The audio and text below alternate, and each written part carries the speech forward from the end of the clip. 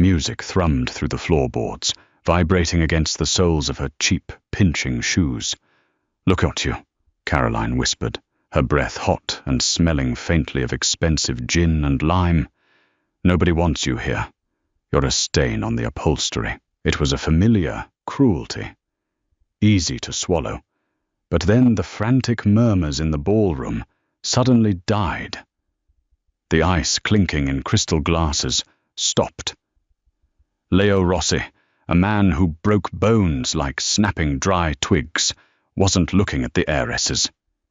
He was walking straight toward the stain on the upholstery. Sweat pooled at the base of Maeve's spine, itching against the stiff, borrowed satin of a dress that was 2 sizes too small.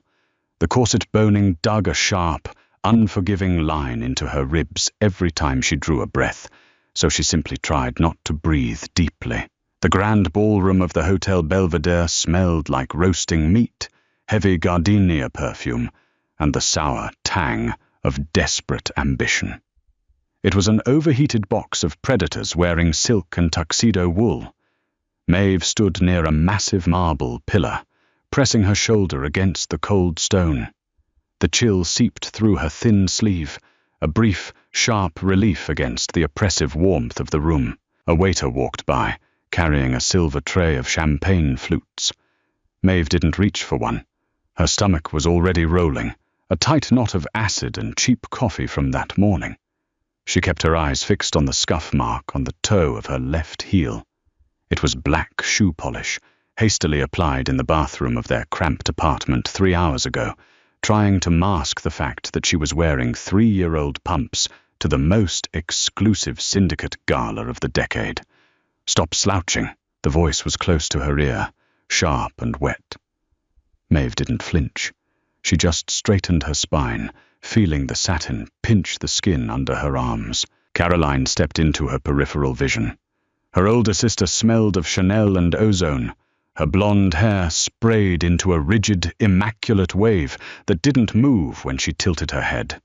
Caroline was wearing emerald green velvet. It caught the chandelier light like deep water. It fit her perfectly. Everything always fit Caroline perfectly, mostly because the Sullivan family's remaining credit cards were entirely dedicated to ensuring it did. "I'm not slouching," Maeve said.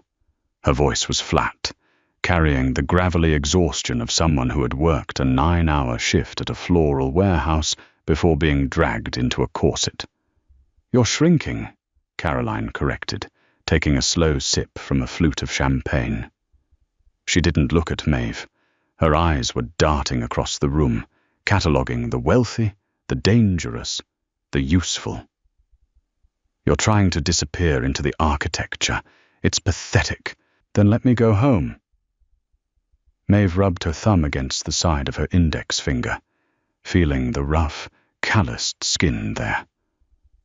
A thorn prick from yesterday had scabbed over. She pressed a nail into the scab, grounding herself with the tiny, sharp pain. "I don't even know why Dad made me come."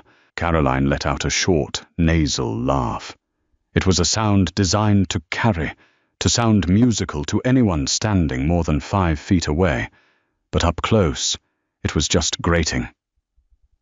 "He brought you because it looks good. Family unity. A widower with his 2 devoted daughters. It paints a picture of stability for the board." Caroline finally turned her head, looking Maeve up and down. Her gaze was clinical, resting on the frayed hem of the blue satin dress, the lack of jewelry on Maeve's collarbone, the messy, pinned-up knot of her dark hair. "It's just a shame you ruin the aesthetic," Caroline whispered, stepping closer. The smell of gin overpowered the Chanel. "Look at you. Nobody wants you here. You're a stain on the upholstery." Maeve swallowed. Her throat felt dry, coated in fine dust. She didn't argue. There was no point in arguing with gravity, and Caroline's cruelty was just a natural force in Maeve's life. It was a simple, brutal fact. The Sullivan family was drowning in debt, clinging to the bottom rung of the city's criminal elite by their fingernails. Caroline was the golden ticket, the beautiful daughter meant to marry up and save them. Maeve was the spare part, the warehouse manager, the girl who balanced the cooked books in a back office that smelled like bleach and old paper. "I'll just stay out of the way," Maeve muttered, turning her face back toward the pillar. "See that you do," Caroline said, already losing interest. She adjusted a diamond clip in her hair. "The Rossi family is supposed to send a representative tonight. If by some miracle one of them looks this way, I don't want your depressing face ruining the lighting." Caroline drifted away, seamlessly sliding into a group of laughing women, her face instantly breaking into a dazzling, hollow smile. Maeve let out a shaky breath, leaning her head back against the marble. The noise of the ballroom washed over her, a cacophony of fake laughter, the scrape of silver forks against china, the low, thumping bass of the string quartet playing a modern pop song disguised as a waltz. She felt a profound, heavy exhaustion settle in her bones. She just wanted to take off the shoes. She wanted to sit on her sagging mattress and eat cold takeout in the dark. She picked at the scab on her finger again. A tiny bead of dark red broke the surface. She watched it well up, fascinated by the stark color against her pale skin. Then, the air in the room changed. It wasn't a sudden silence. It was a slow suffocation of sound, like a heavy blanket had been thrown over a microphone. First, the laughter at the tables nearest the grand double doors sputtered and died. Then, the clinking of silverware stopped. The silence moved like a wave, rippling across the ballroom until even the string quartet faltered, the cellist dragging a discordant, screeching note across the strings before abruptly halting. Maeve looked up from her bleeding finger. The heavy oak doors at the top of the carpeted stairs were open, and the room was holding its collective breath. He didn't make an entrance. He simply arrived, and the room was forced to rearrange itself around his gravity. Leo Rossi walked down the carpeted stairs. He didn't strut. His gait was heavy, measured, the slow, rolling walk of a man whose joints ached, but who refused to show it. He was wearing a charcoal three-piece suit that lacked the shiny, ostentatious flair of the cartel boys and the stiff, uncomfortable tailoring of the old money bankers. It was matte, quiet, lethal. Maeve watched him from her corner, her breath hitching slightly, not from awe, but from a sudden, primal spike of adrenaline. The air conditioning kicked on, sending a draft across her bare shoulders, but she suddenly felt entirely too warm. Rossi was a broad man, his shoulders stretching the wool of his jacket. His hair was dark, cut short, entirely unremarkable, but his face looked like it had been carved out of something unyielding and then left out in the rain. He had a strong, slightly crooked nose, a shadow of dark stubble along his jawline, and a small, jagged silver scar cutting through his left eyebrow. He looked deeply, profoundly tired. He stopped at the bottom of the stairs. Two men flanked him, stepping back just enough to give him the perimeter he required. The silence in the room was absolute now. You could hear the faint, electrical hum of the chandeliers. Beside the ice sculpture of a swan, Maeve saw her father. The older man was pale, nervously dabbing a linen handkerchief against his sweating forehead. Across the room, Caroline had stiffened. Her spine was rigid, her chin tilted up, perfectly positioning her neck to catch the light. She looked like a mannequin waiting to be bought. Rossi scanned the room. His eyes were dark, flat, entirely uninterested. He wasn't looking at the glittering dresses. He wasn't looking at the faces contorted into desperate, ingratiating smiles. He looked at the exits. He looked at the sight lines. He looked at the shadows. Then his gaze swept across the marble pillar. He stopped. Maeve froze. Her heart gave a violent, painful thud against her ribs, knocking the breath out of her. He was looking at her. No, not looking. Staring. It wasn't a look of recognition or desire. It was the heavy, assessing stare of a man who had spotted something entirely out of place in his environment. A distance of 50 feet and hundreds of people separated them, but the weight of his attention felt physical, like a hand pressing flat against her chest. Maeve swallowed hard, tasting bile and cheap mints. She suddenly became hyper-aware of the loose thread hanging from the bodice of her dress. She became aware of the blood drying on her thumb. She wanted to look away. Every instinct screamed at her to drop her chin, to hide in the shadow of the pillar. But a stubborn, cynical anger flared in her gut. She was already the joke of the room. She was already the stain. She wasn't going to cower just because the apex predator decided to look at her. So, she stared back. She leveled her gaze, her jaw setting into a hard, unimpressed line. Rossi's left eyebrow twitched. Just a fraction. A micro-expression that barely disturbed the hard lines of his face. Then he started walking.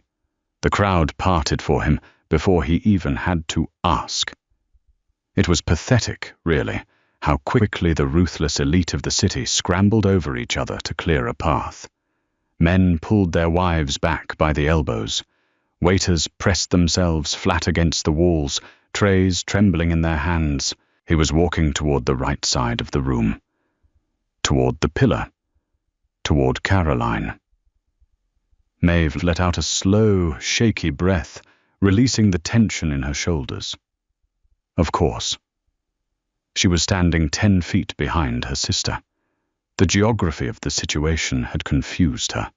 Rossi wasn't looking at the girl in the ill-fitting blue dress. He was looking at the emerald-clad siren standing in her line of sight. Caroline realized it too. Maeve watched her sister's back stiffen even further. Caroline adjusted her posture, offering a slight, demure angle of her hip. She practically vibrated with victory. Rossi's heavy footsteps ate up the distance. The squeak of his leather shoes on the polished marble floor echoed in the quiet room. Squeak. Thud. Squeak. Thud. He smelled like rain. That was the first thing Maeve noticed as he got closer. Not cologne. Just the stark, metallic scent of ozone, wet asphalt, and very faint, expensive tobacco. It cut through the sickening sweetness of the perfume in the room like a cold knife. He reached Caroline. Caroline parted her glossy lips, her voice dropping an octave into a practiced sultry purr. Mr. Rossi. It is an absolute hoe. He didn't stop. He didn't even break his stride. He walked straight past Caroline, so close that the draft of his movement made the loose strands of her blonde hair flutter.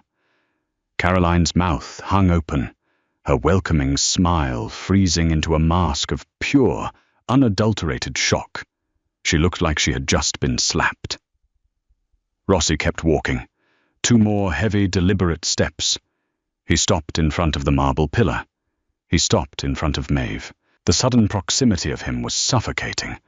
Up close, Rossi was massive. He blocked out the light from the chandeliers, casting Maeve in his shadow. She stared at the knot of his silk tie. It was charcoal, like the suit, but with a faint, almost invisible herringbone pattern. She could hear his breathing. It was slow, deep. She didn't look up at his face. She couldn't. If she looked at his eyes, she felt like the thin, fragile veneer of her composure would crack, and she would embarrass herself by either throwing up or bolting for the service doors. The silence in the ballroom had shifted from anticipatory to completely horrified. A dropped fork at a distant table clattered against a plate, sounding like a gunshot. "You're bleeding." His voice wasn't a smooth, cinematic baritone.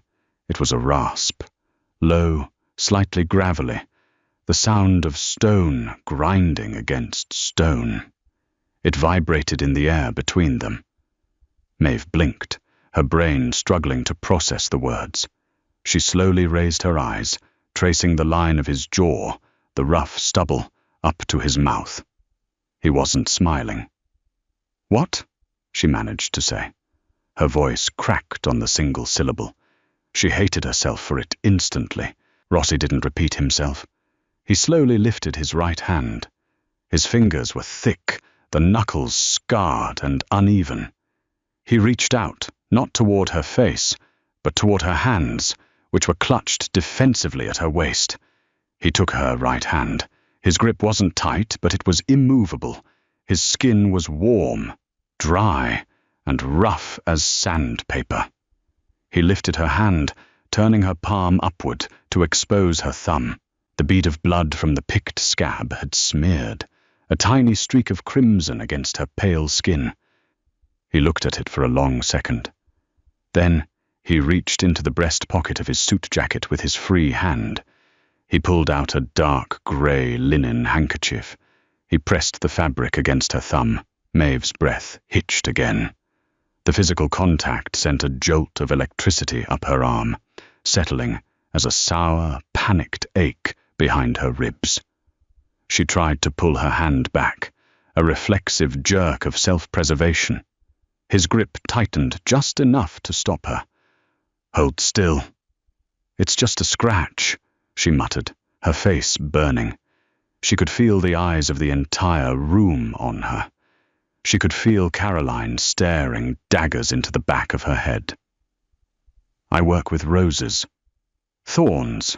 It's getting on the dress," Rossi said flatly. "The dress is a rental. They expect stains." Maeve didn't know why she was arguing. Her mouth was operating independently of her brain, fueled by sheer, panicked adrenaline. Rossi finally looked up from her hand. His eyes met hers. They weren't black, she realized. They were a dark, muddy hazel, flecked with exhaustion and something cold and calculating. "It's not your dress," he observed, his voice barely above a murmur, meant only for her. He didn't sound mocking. He sounded like a detective stating a fact at a crime scene. "It pulls at the seams, and your shoes are cutting into your heels. You've been shifting your weight every 10 seconds since I walked in." Maeve felt a flush of hot, prickly shame crawl up her neck. To be noticed was terrifying. To be dissected was humiliating.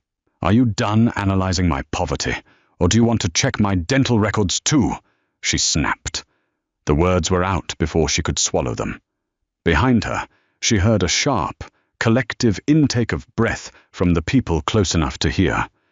Nobody spoke to Leo Rossi like that. Nobody. Rossi just stared at her. The silence stretched, heavy and dangerous. Maeve felt the cold sweat return, slicking her palms. She had just signed her father's death warrant. She had just ruined everything. She braced herself for the anger, for the violence that everyone knew hovered just beneath the surface of his tailored suits. But Rossi didn't yell. He didn't signal his guards. He let go of her hand. He didn't hand her the handkerchief. He kept it, folding the tiny speck of her blood into the dark linen and sliding it back into his pocket. "You look like you're going to pass out," he said. "I'm considering it," Maeve fired back, her voice shaking slightly now. The anger was fading, leaving only a hollow, trembling fear. "It would certainly get me out of here." Rossi's jaw ticked. For a fraction of a second, the corner of his mouth twitched upward. It wasn't quite a smile. It was the ghost of a smirk, instantly suppressed. "Let's go," he said. Maeve stared at him. "Go where?" "Out." He didn't offer his arm. He didn't make a grand, sweeping gesture. He simply turned his body slightly toward the double doors he had just walked through. "This room smells like dying flowers and bad cologne. I need a cigarette." He took a step. He didn't look back to see if she was following. It wasn't a request. It was gravity. Maeve stood frozen for exactly 2 seconds. She looked past Rossi's retreating back. She saw her father, his face the color of wet ash, his mouth opening and closing soundlessly. She saw Caroline, her perfect face twisted into an ugly, mottled mask of rage and disbelief. "You're a stain on the upholstery," Caroline's voice echoed in her head. Maeve looked down at her scuffed shoes. Then she lifted the heavy, cheap satin of her skirt just an inch off the floor. She stepped away from the pillar. She walked past her furious sister, the heavy metallic scent of ozone lingering in the air, and followed the most dangerous man in the city out the door. Cold air slapped Maeve across the face the second the heavy metal fire doors clicked shut behind them. They weren't in a grand foyer or a beautifully manicured courtyard.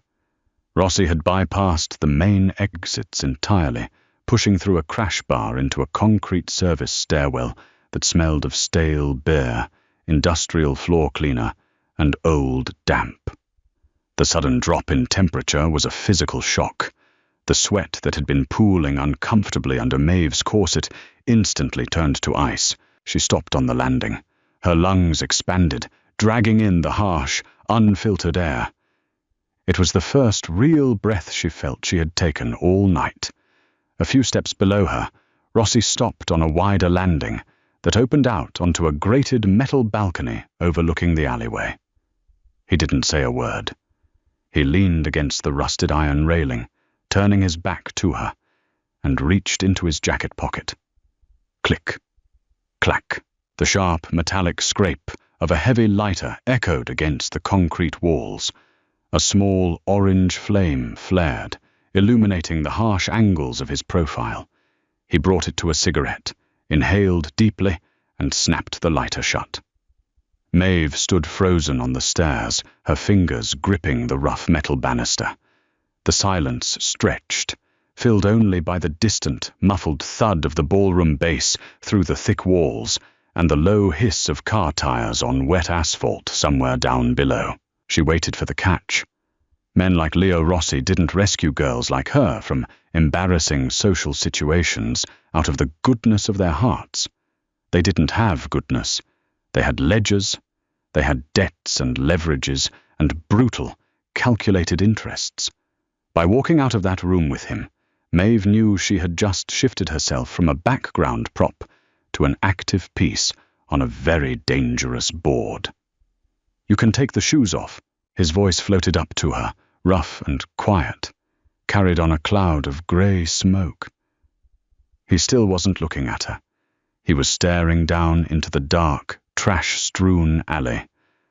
Maeve blinked. "What?" "The shoes," Rossi repeated, taking another slow drag.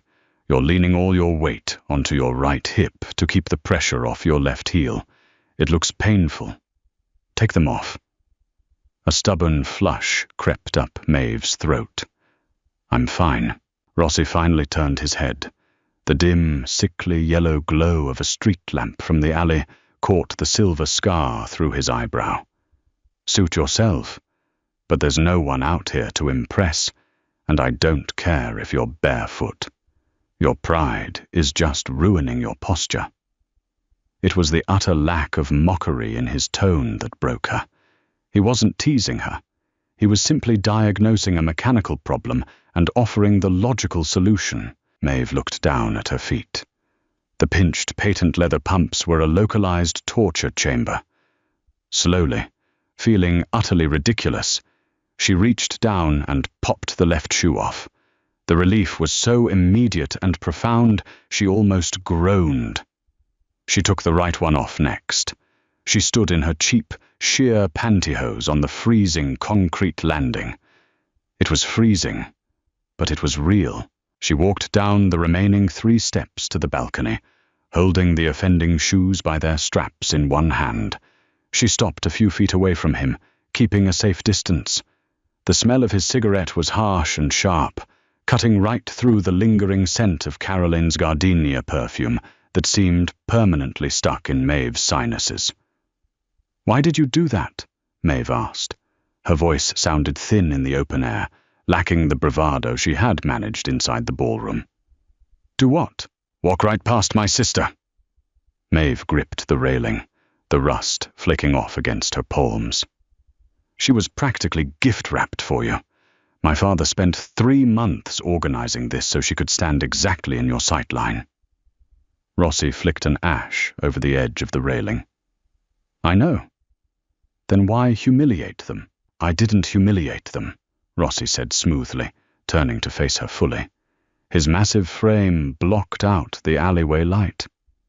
They humiliated themselves. Your father is a desperate man, Maeve. Desperate men are loud. They reek of it. Hearing her name on his lips sent a strange, uncomfortable shiver down her spine. It sounded heavy. He owes the syndicate $400,000, Rossi continued, his tone conversational, as if he were discussing the weather. He's been cooking the books at his import business for 2 years to hide it. Did you think a pretty girl in a green dress was going to make me forget basic accounting? Maeve's stomach plummeted. She knew the business was failing. She managed the floral warehouse side of things, watching the margins shrink month after month. But she hadn't known the scale of the debt. 400,000. It was a death sentence. So what? Maeve snapped, her fear rapidly converting back into defensive anger. You just decided to use me to twist the knife, to show him that you wouldn't take his bribe, but you'd take his garbage instead. Rossi's eyes narrowed. The faint amber glow from the cigarette cherry illuminated the sudden, sharp tightening of his jaw. He dropped the half-smoked cigarette onto the concrete and crushed it slowly beneath the toe of his leather shoe. He took a step toward her.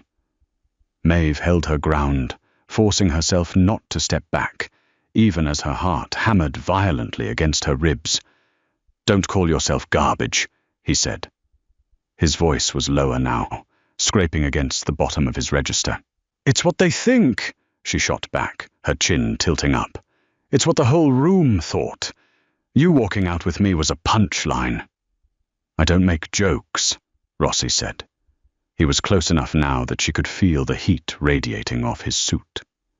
I walked out with you because you were the only person in that room who wasn't trying to sell me something.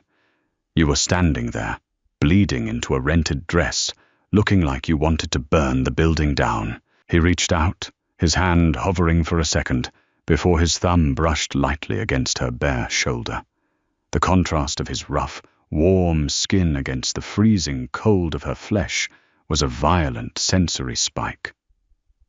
I liked the view, he murmured. Before Maeve could process the shock of the contact or the heavy implication of his words, a heavy steel door at the bottom of the alley screeched open. Boss, a man in a dark overcoat, stepped out into the rain that had just begun to fall.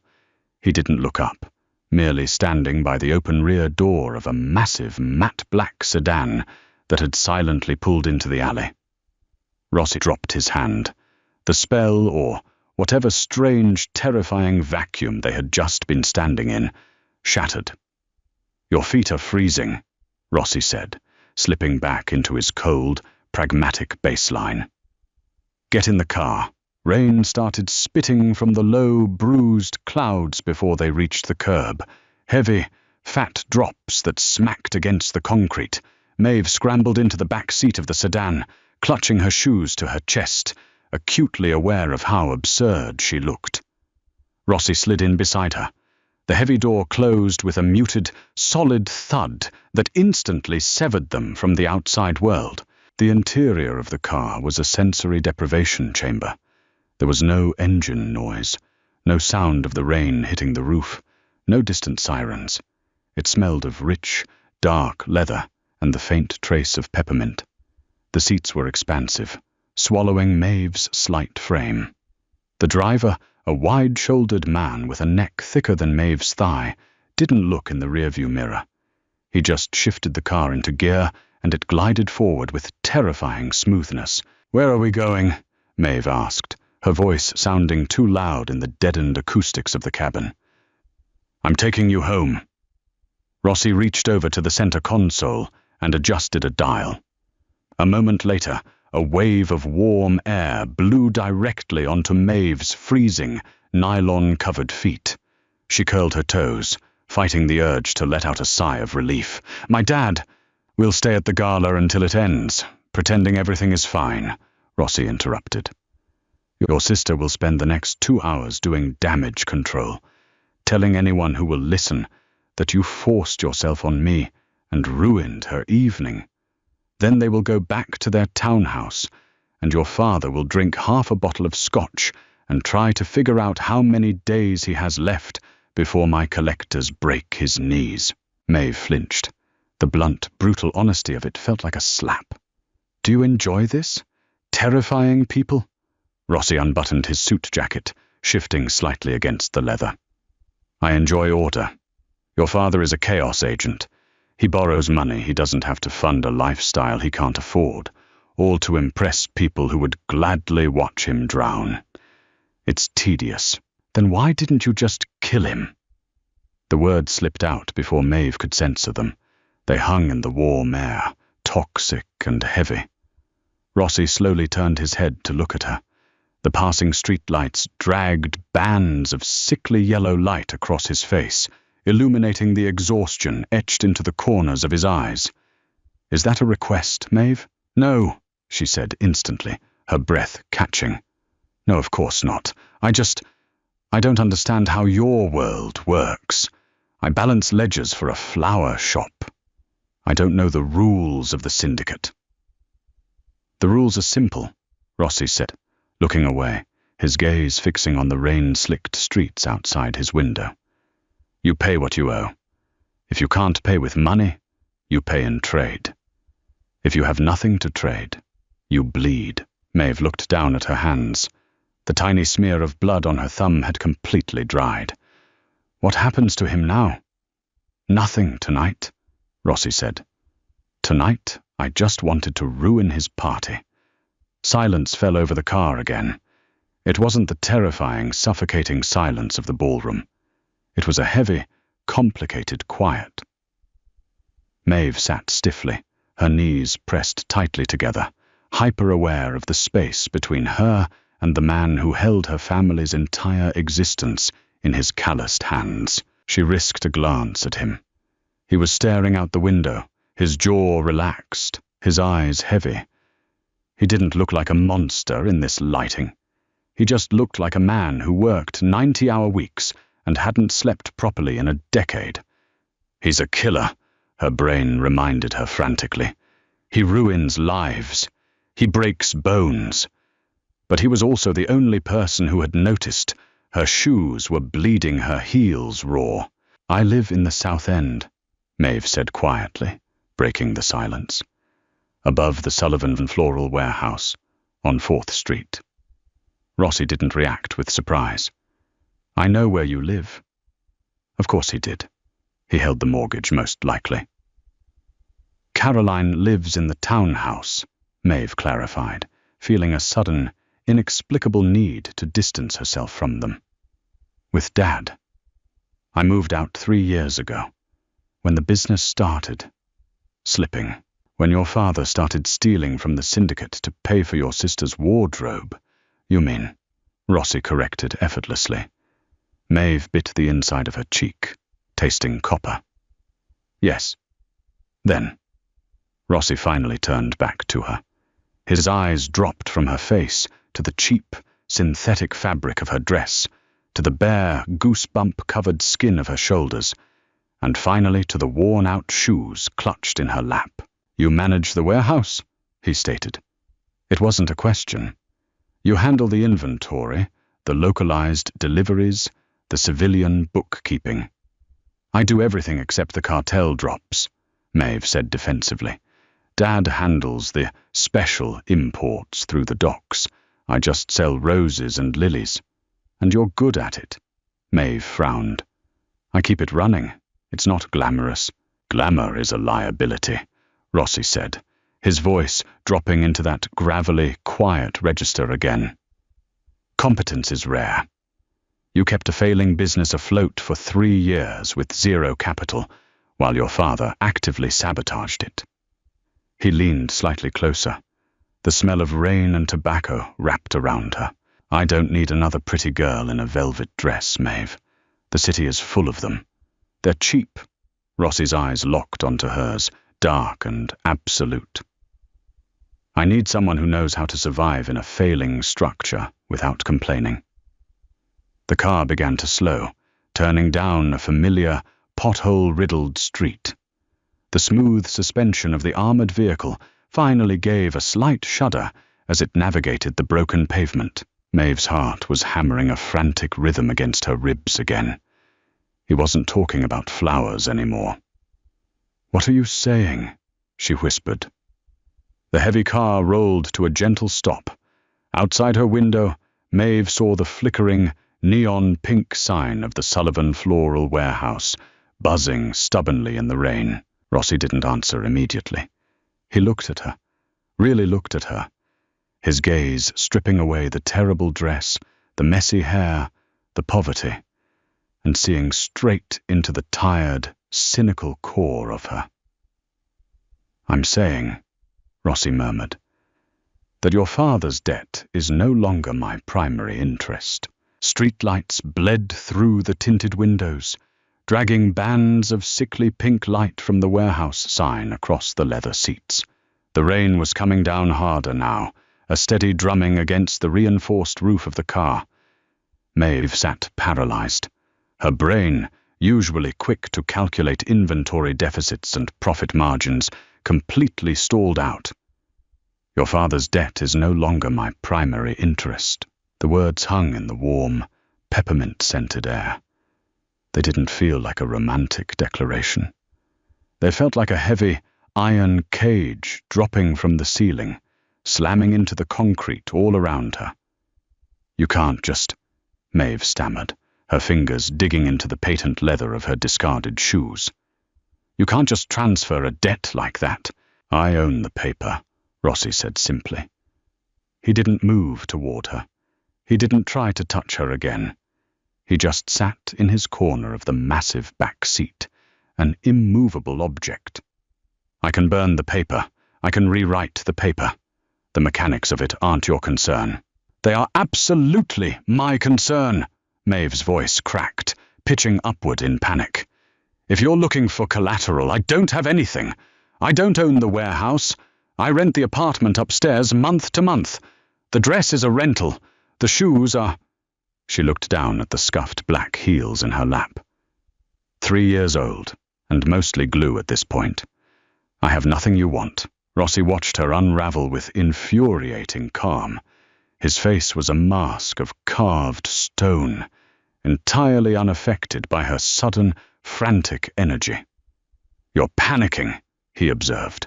"I am being kidnapped in slow motion," she practically yelled, gesturing wildly at the locked, bulletproof doors. "The door is unlocked, Maeve." She froze, her arm suspended in midair. "Bruno unlocked the doors the second we put the car in park," Rossi continued, his voice low, steady, entirely devoid of threat. "You are free to open it. You are free to walk up to your apartment, take off that ridiculous corset, and go to sleep. I'm not a monster under your bed." Maeve slowly lowered her arm. She glanced at the heavy chrome door handle. It looked miles away. "Then what do you want?" she asked, her voice dropping back to a raspy whisper. "People like you don't do favors. If my dad's debt isn't the interest, what is?" Rossi shifted his weight, turning slightly toward her. The pink neon light caught the harsh lines of his jaw. "I want you to come to my office on Monday." Maeve blinked. "Your office?" "Yes, at the holding company downtown. 10 a.m. "To do what?" "To look at a ledger." Rossi reached into his jacket pocket. Maeve flinched reflexively, expecting a gun, a knife, something sharp. Instead, he pulled out a small, heavy piece of cream-colored cardstock. He held it out to her, pinching it between his scarred index and middle fingers. Maeve stared at it like it was a live grenade. Slowly, tentatively, she reached out and took it. It was thick, textured paper. Embossed in the center was a single, elegant letter. "R." No phone number. No address. just the letter. My syndicates have operational leaks, Rossi said, leaning back into the shadows of the seat. Money is bleeding out of our shipping divisions. My accountants tell me everything is fine. My gut tells me they are lying. Maeve clutched the card. And you want me to look at it? I run a flower shop, Rossi. I buy bulk baby's breath. I don't know how to audit a cartel. You know how to stretch $1 until it screams, he countered, his eyes locking onto hers. You know how to hide a failing infrastructure from aggressive creditors. You're cynical. You're exhausted. And most importantly, he paused, the corner of his mouth ticking up in that ghost of a smirk she had seen in the ballroom. You don't care enough about my men to lie to protect them. If they are stealing from me, you'll see it. Because you're used to looking for the rot. Maeve sat in stunned silence. The absolute absurdity of the situation washed over her. 2 hours ago, she was a piece of invisible trash hiding behind a pillar. Now, the most lethal man in the city was trying to headhunt her for a forensic accounting job in a criminal empire. And if I say no, she asked, her voice barely audible over the rain. If I don't show up on Monday? Rossi didn't blink. The warmth in his eyes, the slight amusement, vanished instantly, replaced by a cold, flat emptiness that made Maeve's stomach cramp. Then your father owes me $400,000 by Wednesday, Rossi said softly. And Bruno will be the one knocking on the townhouse door to collect. It wasn't a shout, it wasn't a snarl. It was a simple, factual statement of cause and effect. Maeve swallowed hard. The metallic taste of adrenaline coated her tongue. It was a trap. It was a brilliant, perfectly executed trap. He wasn't taking her hostage with a gun. He was taking her hostage with a job offer and a guillotine suspended over her family's neck. She looked at the card in her hand. The embossed R felt rough against her thumb. She didn't owe her father anything. He had ruined their lives. He had fed her to Caroline's vanity for years. But the thought of Bruno walking into that townhouse, the thought of the blood, the screaming, she hated herself for her own weakness. 10 a.m., Maeve whispered, refusing to look up from the card. Don't be late, Rossi said. And Maeve? She finally lifted her eyes. Burn the dress, he said quietly. It doesn't belong on you. Maeve didn't answer. She reached out, gripped the heavy chrome handle, and pulled. The door clicked open, and the cold, damp smell of wet garbage and wet concrete flooded the pristine cabin. She stepped out into the pouring rain, her stockinged feet hitting the icy, broken pavement. She slammed the heavy door shut behind her. She didn't look back as the massive black sedan pulled away, its taillights bleeding into the darkness of the wet street. She just stood there under the flickering neon hum of the Sullivan floral sign, shivering in the freezing rain, clutching the heavy cardstock in her fist like a lifeline, or an anchor. Monday morning tasted like burnt espresso and bile. Rain slashed against the tinted glass of the revolving doors at Rossi Holdings. Maeve stood on the sidewalk, clutching a threadbare trench coat around her shoulders, shivering. She stared up at the sheer, imposing cliff face of the skyscraper. Glass towers like this didn't belong to men who broke kneecaps for a living. They belonged to hedge fund managers and corporate vultures. But standing here, inhaling the sharp, metallic scent of wet pavement, she realized there was very little difference between the two. She pushed through the heavy doors. Air conditioning hit her instantly, smelling of expensive air purifiers and cold lemon pledge. Her scuffed practical loafers squeaked softly against the pristine white marble floor of the lobby. Security guards in tailored suits, men who looked less like rent-a-cops and more like linebackers, watched her approach with flat, dead eyes. "Can I help you?" a receptionist asked. Her voice was polished, dripping with condescension, as her gaze flicked over Maeve's thrifted blazer and wet, frizzy hair. Maeve didn't speak. She just reached into her pocket and slid the heavy, cream-colored cardstock across the counter. Recognition flared in the receptionist's eyes, fast and terrified. Her condescending smile vanished, replaced by a tight, bloodless line. She handed the card back without a word and pointed a manicured finger toward a private elevator bank, tucked behind a frosted glass partition. Ascending 50 floors took exactly 40 seconds. Maeve's stomach plummeted into her shoes, leaving a hollow, aching void in her chest. She rubbed her thumb against her index finger, feeling the rough edge of her scab. It was a grounding mechanism, a reminder that she was physical, real, and currently walking into the lion's den entirely voluntarily. Elevator doors chimed. They slid open to reveal a massive, open-concept floor that looked like the bridge of a silent ship. Heavy oak paneling absorbed the sound of her footsteps. The lighting was low, moody, and deliberate. Behind a massive desk of dark mahogany at the far end of the room sat Leo Rossi. He didn't look up when the doors opened.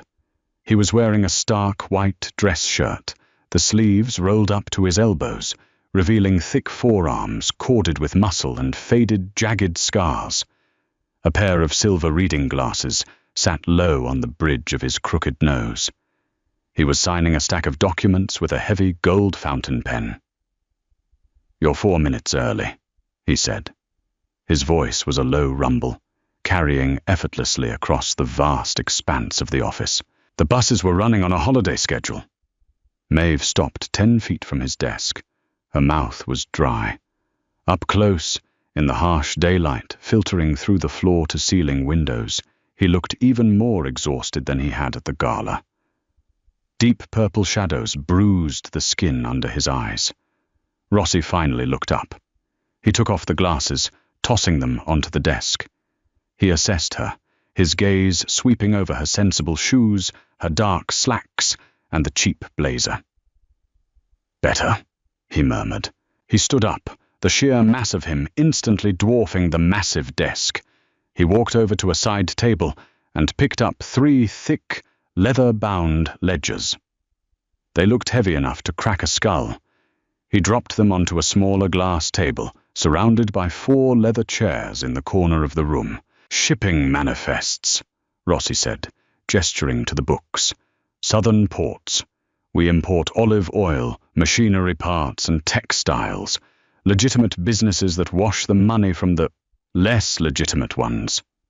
Maeve walked over, hovering by the chairs. She could smell his cologne now. The same ozone and tobacco scent from the alley, but mixed with the sharp, clean smell of heavily starched cotton. "And the leak?" she asked, keeping her voice strictly professional. $3 million over the last 2 fiscal quarters, Rossi stated, pouring a glass of water from a crystal carafe and sliding it across the table toward her. "My accountants tell me it's inflation, spoilage, increased tariffs." "You don't believe them?" "I believe in math," Rossi countered, leaning against the glass table, crossing his arms over his broad chest. "Math doesn't have an ego. Math doesn't skim off the top to pay for a mistress in South Beach. If the numbers are bleeding, someone cut the vein." Maeve looked down at the dark leather of the top ledger. The gold-embossed dates stared back at her. This was cartel money, blood money. If she found the leak, she wouldn't be securing a bonus for a corporate team. She would be signing a death warrant. Her fingers trembled slightly as she reached out and traced the spine of the book. "Are you afraid, Maeve?" His question was quiet. It lacked judgment. "Yes," she answered honestly. Lying to a man who could read heart rates from across a room seemed entirely pointless. "If I find the missing money, what happens to the person who took it?" "That is none of your concern." "It becomes my concern the second I draw a red circle around their name." Maeve finally looked up, meeting his muddy hazel eyes. She expected to see anger. She saw only a heavy, crushing gravity. "Your concern," Rossi said, pushing off the table and stepping into her personal space, is the $400,000 your father owes me. Your concern is the fact that you are currently standing in my office, doing a job that keeps his kneecaps intact. Do not confuse yourself with a judge, Maeve. You are an auditor. He reached out, his rough, calloused fingers brushing against the sleeve of her blazer. Sit down. Drink the water. Find my money. He walked away, returning to his massive desk. He didn't look back. Maeve let out a breath she hadn't realized she was holding. She pulled out the leather chair, sat down, and opened the first book. The smell of old paper and ink washed over her. It was a familiar smell. A safe smell. She picked up a mechanical pencil, and she started to dig. Hours dissolved into a blur of numbers, columns, and fading sunlight. Silence in the massive office was absolute, broken only by the rhythmic scratch of Maeve's pencil, the turning of heavy parchment pages, and the occasional, muffled chime of Rossi's secure phone. He never took calls on speaker. He spoke in low, clipped Italian, his tone never rising above a dangerous murmur. Maeve didn't take a break. Her bladder ached, and a dull, throbbing headache had taken root at the base of her skull, but a strange, hyper-focused adrenaline had hijacked her nervous system. The books were perfect. That was the first problem. Legitimate warehouse ledgers were never perfect. They were messy. Inventory got dropped. Forklifts ran over crates. Rats ate grain. A perfectly balanced ledger in a physical import business was the mathematical equivalent of a crime scene wiped clean with bleach. It was too clean. Rain lashed violently against the glass behind her. The sky over the city had turned the color of a bruised plum. Eat. A white porcelain plate slid onto the glass table, covering her notes. The sharp, overwhelming smell of roasted garlic, seared steak, and rosemary hit her nose, making her stomach contract violently. Maeve blinked, looking up. The room was dark, illuminated only by the warm, amber glow of a few brass desk lamps. Rossi was standing beside her, holding a matching plate and two heavy crystal tumblers filled with amber liquid. "What time is it?" she croaked. Her throat felt like sandpaper. "Past 8, Rossi said, sitting in the chair directly across from her. He pushed one of the tumblers toward her. "Drink it. It will help the headache." Maeve looked at the whiskey. She hesitated, then picked it up and took a small sip. It burned like liquid fire going down, blooming into a heavy, intoxicating warmth in her chest. She picked up a fork and practically inhaled a piece of the steak. It was the best thing she had ever tasted. Rossi watched her eat. He didn't touch his own food. He just leaned back, swirling the whiskey in his glass, watching her with that same intense, unblinking focus. "You found something," he stated. Maeve swallowed, wiping her mouth with a linen napkin. The food had grounded her, bringing her brain back online. She looked down at the 3 pages of dense, scribbled notes she had compiled. "Your accountants are idiots," she said. A tiny, dark spark of amusement flared in Rossi's eyes. "Enlighten me." "They're looking at the big-ticket items," Maeve explained, pulling her notepad out from under the plate. She tapped the end of her pencil against the paper. "They're auditing the heavy machinery, the imported cars, the bulk textiles. But whoever is stealing from you isn't taking entire shipping containers of sports cars. That's too loud. They're stealing from the dirt." Rossi leaned forward, resting his elbows on the glass table. "The agricultural imports." "Exactly." Maeve flipped open the second ledger, pointing to a column of neat, black ink. "Olive oil, bulk citrus, and floral imports. It's a volume game. You import 10,000 crates of oranges from Sicily. The ledger says 2,000 crates spoiled in transit due to a faulty refrigeration unit on the cargo ship. The insurance writes it off as a loss. The books balance perfectly. But the refrigeration unit wasn't faulty, Rossi murmured, his voice dropping dangerously low. No, Maeve shook her head. Because I cross-referenced the maintenance logs for those specific vessels. The units were serviced a week before departure. There was no spoilage. The 2,000 crates arrived perfectly fine. So where did they go? They were sold off-book the second they hit the docks in Miami, Maeve said, her heart hammering against her ribs. She was speaking the language of thieves to the king of them. Cash transactions, untraceable. The money never enters the holding company's accounts. It just disappears into someone's pocket. And because agricultural goods are perishable, nobody questions a 20% loss rate. It's genius, honestly. Rossi didn't speak. He stared at the ledger. The silence in the room grew heavy, suffocating, completely devoid of the faint, dark amusement from a moment ago. The air pressure seemed to drop. "Show me the floral imports," he demanded softly. Maeve's stomach turned over. She flipped to the back of the book. "Here. South American orchids, highly perishable, high margin. The spoilage rates reported here are astronomical. 40% loss on 3 separate shipments last month alone."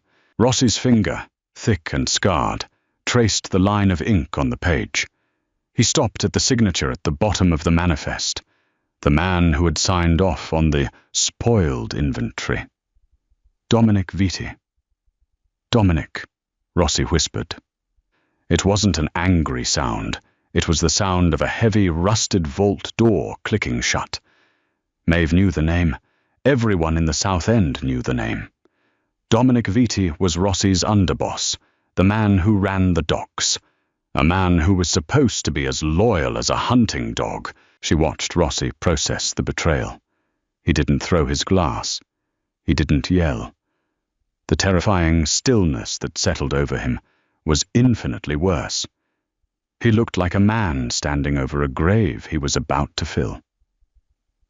"Are you absolutely certain of these numbers, Maeve?" he asked. His eyes met hers.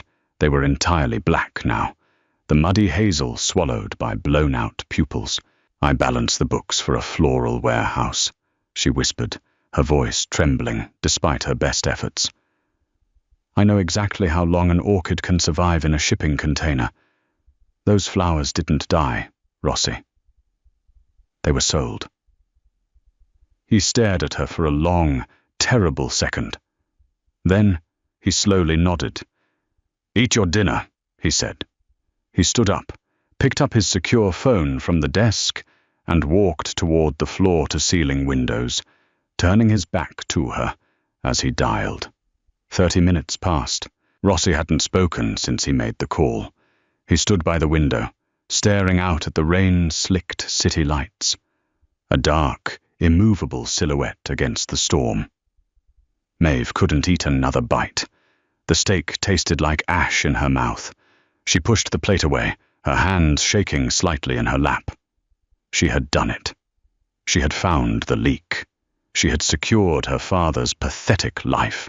But as she sat in the dim, oppressive quiet of the office, the reality of her actions crashed into her. She hadn't just solved a math problem. She had aimed a weapon. The secure elevator chimed. The sound was shockingly loud in the silent room. Maeve jumped, her chair squeaking against the hardwood floor. The doors slid open. 2 men walked out. They were wearing dark raincoats, their hair plastered to their skulls. Between them, stumbling and bleeding from a split lip, was Dominic Vitti. Maeve clamped a hand over her mouth, muffling a gasp. Dominic's expensive suit was ruined, soaked with rain and mud. His eyes were wide, darting frantically around the room until they landed on the back of Rossi's head. "Boss!" Dominic wheezed, his voice panicked and wet. "Leo, I swear to God, I don't know what this is about. They just grabbed me from the restaurant." Rossi turned slowly from the window. He didn't look angry. He looked profoundly, terribly bored. He walked past Dominic, ignoring the man's frantic pleading, and walked straight to the glass table where Maeve sat frozen. He picked up the ledger she had been working on. He carried it over to Dominic. He held it up, displaying the page with the orchid shipments. 40% spoilage, Dom, Rossi said. His voice was a conversational murmur. On 3 consecutive shipments, Dominic's face drained of all color, leaving him looking like a wax corpse under the dim lights. The refrigeration was fully operational, Rossi interrupted smoothly. I know, because the girl sitting in that chair just spent the last 9 hours dismantling your pathetic, greedy little side hustle.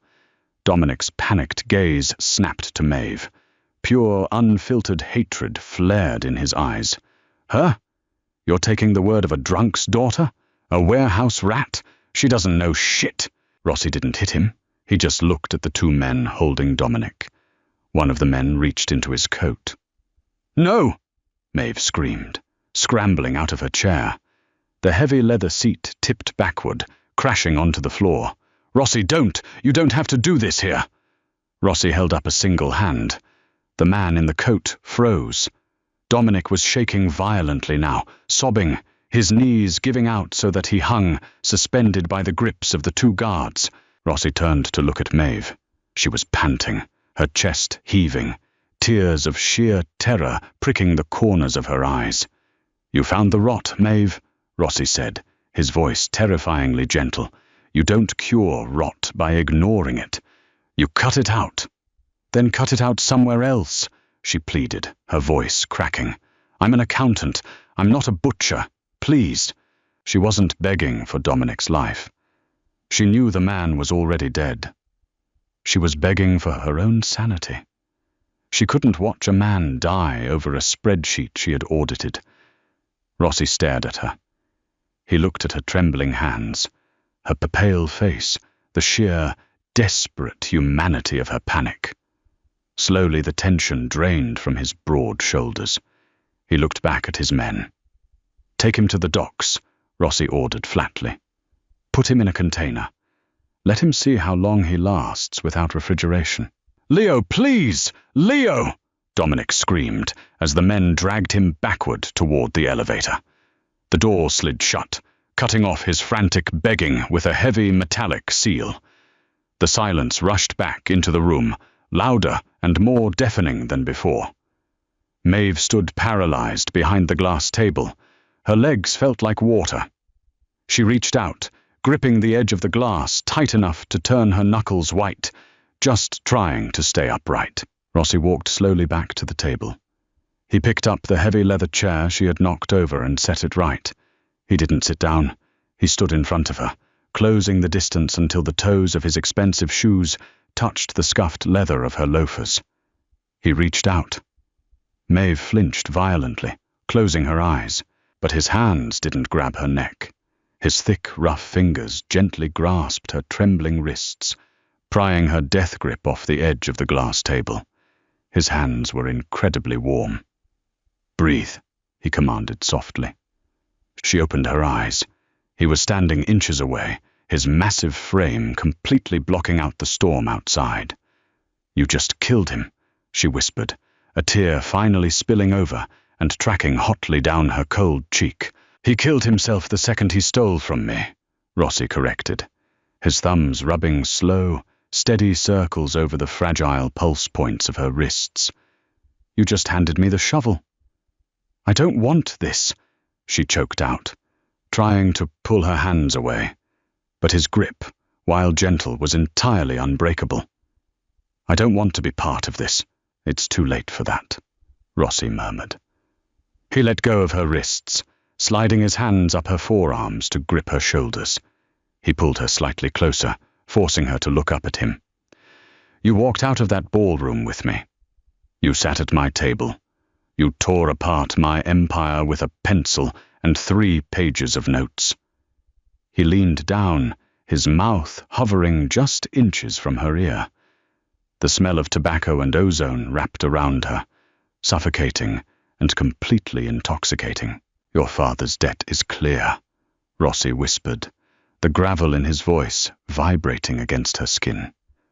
But you work for me now. You belong to the numbers, Maeve, and the numbers belong to me. He pulled back just enough to look into her eyes. There was no romance there. No soft, predictable fairy tale ending. It was a contract signed in blood and red ink. It was terrifying. It was dark, and as Maeve looked up at the monster who had finally seen her worth, she realized, with a sickening, cynical thrill, she had absolutely no intention of running away. That's how a debt gets paid in the shadows. Maeve just crossed a line she can never uncross, and Rossi isn't letting his new favorite weapon out of his sight. If you loved the dark, gritty tension of this cold-blooded romance, do not leave without hitting that like button and subscribing to the channel. Share this video with anyone who craves Mafia stories where the heroine fights with her brain, not just her beauty. Want to see what happens on Maeve's second day at the office? Drop a comment below and let us know. See you in the dark.